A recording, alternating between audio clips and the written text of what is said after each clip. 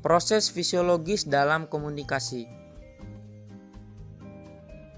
Bicara adalah pengucapan yang menunjukkan keterampilan seseorang mengucapkan suara dalam suatu kata. Dan bahasa berarti menyatakan serta menerima informasi dalam suatu cara tertentu. Berbahasa meliputi ekspresi berbicara, menu, dan operasi reseptif dalam memahami.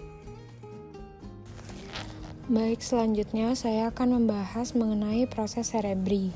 Pertama-tama, input sensoris akan masuk ke dalam kotak cerebri dan diolah, kemudian akan menghasilkan gerak motorik berupa berbicara. Input sensoris sendiri terdiri atas penglihatan, pendengaran, keseimbangan, dan pengecapan. Penglihatan sendiri biasanya didapatkan dari proses membaca, pengecapan yaitu melalui rasa dan sentuhan baik halus maupun kasar.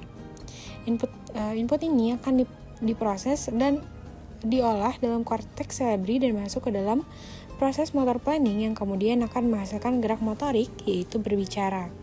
Berbicara sendiri terdiri dari beberapa proses yaitu ada respirasi, inspirasi, ekspirasi, dan kemudian fonasi.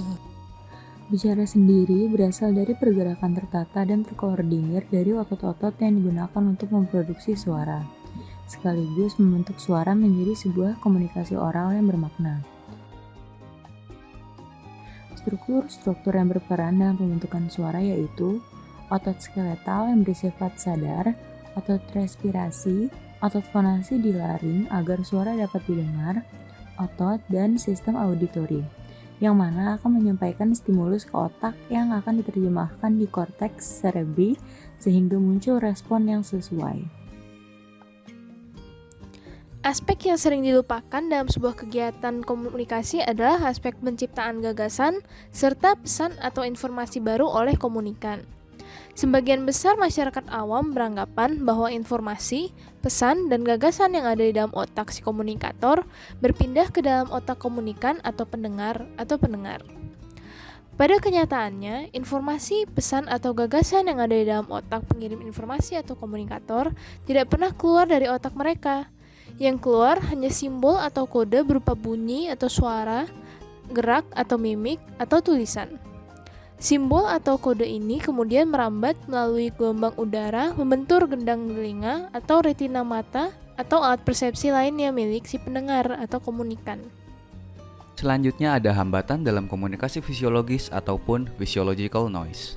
Dalam bahasa Indonesia biasa disebut dengan gangguan fisiologis. Gangguan atau hambatan fisiologis ini merupakan hambatan yang ada di dalam komunikator ataupun komunikan. Misalnya aja, pengirim atau penerima memiliki gangguan penglihatan seperti mata minus, sehingga pandangan menjadi rabun, atau memiliki gangguan pendengaran. Selain itu bisa juga dikarenakan oleh artikulasi saat berbicara yang tidak jelas maupun hilang ingatan. Biasanya gangguan dalam komunikasi fisiologis ini meliputi hambatan yang memang terkait dengan gangguan penglihatan, pendengaran, ataupun kurangnya clarity ataupun kejelasan ketika berkomunikasi. Contoh hambatan dalam komunikasi fisiologi. Yang pertama, yaitu ketidakmampuan dalam mendengar, ditandai dengan penurunan atau ketidakmampuan seseorang untuk mendengarkan suara.